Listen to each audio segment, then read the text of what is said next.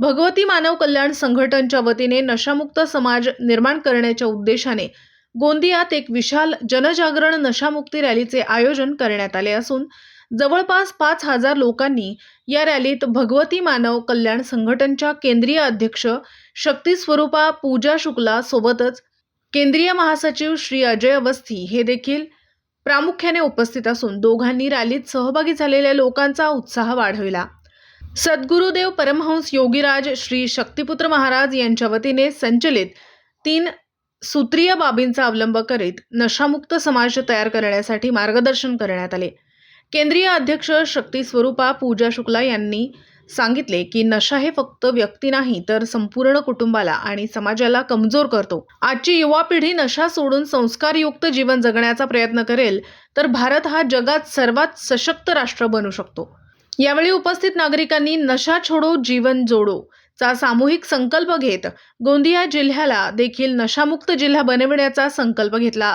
बड़ी संख्या में लोग जुटे हैं। इसका उद्देश्य क्या था और क्या चाहते हैं आप लोग?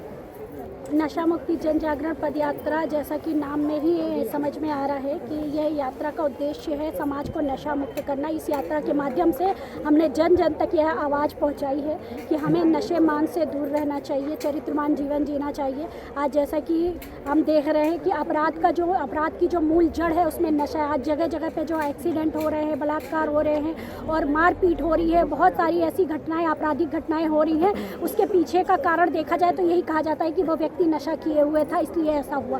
तो नशा जो है अपराध की मूल जड़ है और आज हम कह रहे हैं कि हम एक विकसित समाज का निर्माण कर रहे हैं, हम अपने देश को विश्व गुरु बनाना चाहते हैं। तो ये सब शर्तें तभी पूरी हो पाएंगी जब हम समाज को नशा मुक्त घोषित करेंगे। और निश्चित रूप से आज गोंदिया में भी इसी उद्देश्य को लेकर ये यात्रा निकाली गई है और कई जगहों पर, मध्य प्रदेश के कई जिलों पर, महाराष्ट्र में और भी जगहों पर हम लगातार आवाज़ उठाते रहेंगे और इसी तरह पदयात्रा के माध्यम से समाज को नशा मुक्त करने का संदेश देते रहेंगे, जिससे कि एक व्यवस्थित, सुव्यवस्थित और विकसित समाज का निर्माण कर सके और बच्चों के भविष्य को बचा सके। जैसा कि देखने में जगह जगह ऐतिहासिक स्वागत किया गया, महिलाओं ने आरती उतार कर स्वागत किया है, इसे क्या मानते हैं? देखिए, यह हमारी एक बहुत बड़ी जीत ही है एक तरह से, क्योंकि महिलाओं के नाम पे ही समाज को धोखा दिया जाता है ना, कि अरे महिलाएं कई जगह पे, तो क्या यहाँ जैसे मुझे गोंदिया में सुनने को मिला, कह दिया गया कि महिलाएं बीड़ी बनाती हैं, महिलाएं घर घर जो है नशे का व्यवसाय कर रही हैं, अवैध रूप से भी व्यवसाय चल रहा है।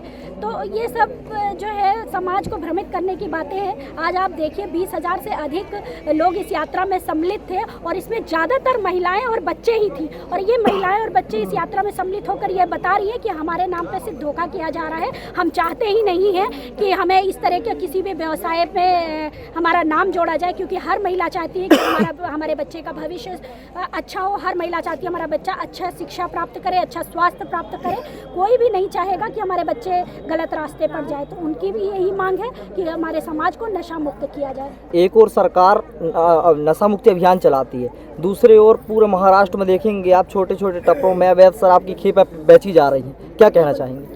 देखिए, ये तो दोहरा चरित्र सरकारें अपना रही हैं, क्योंकि जैसे आपने कहा कि जगह जगह पे नशा मुक्ति केंद्र खोले जा रहे हैं, तो वो दोनों हाथों में लड्डू रखना चाहती है। एक तरफ शराब से कमाई कर रही हैं और जो हमारे युवा है उनका भविष्य बर्बाद कर रही है। दूसरी तरफ वोट की राजनीति कर रही है, वोट मांगने के चक्कर में वो दूसरी तरफ कह रहे हैं हम तो नशा मुक्ति केंद्र खुलवा रहे हैं। तो ऐसे नशा मुक्ति केंद्र का क्या लाभ है? एक तरफ आप जहर पिला रहे हैं और दूसरी तरफ जहर की दवा दे रहे हैं, और वो भी कारगर नहीं हो रही है, सिर्फ दिखावे के लिए। आप देखिए नशा मुक्ति केंद्र में कितनी भीड़ रहती, 2, 4, 6 लोग रहते हैं। आज हजारों लोग भगवती मानव कल्याण संगठन के माध्यम से एक तरह से कहना चाहिए लाखों लोग, अगर हम पूरे देश स्तर पर देखें तो लाखों लोग नशा मुक्त हुए हैं, है ना। तो भगवती मानव कल्याण संगठन ये कार्य कर रहा है और मैं सरकार से कहना चाहूँगी कि अब धीरे धीरे समाज जागृत हो रहा है, वो अपना भला बुरा सब कुछ पहचान रहा है, उनका विवेक जागृत हो रहा है। तो ये दोहरा चरित्र अपनाने की आवश्यकता नहीं है। अगर वो सच में समाज का हित चाहते हैं, वो सच में चाहते हैं कि समाज के लोग उनका सपोर्ट करें, उनको वोट करें,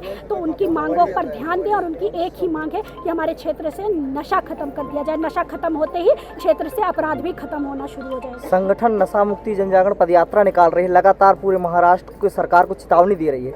यदि सरकार हमारी बात नहीं मानती है, आपके संगठन की बात नहीं मानती है, तो आप क्या करेंगे?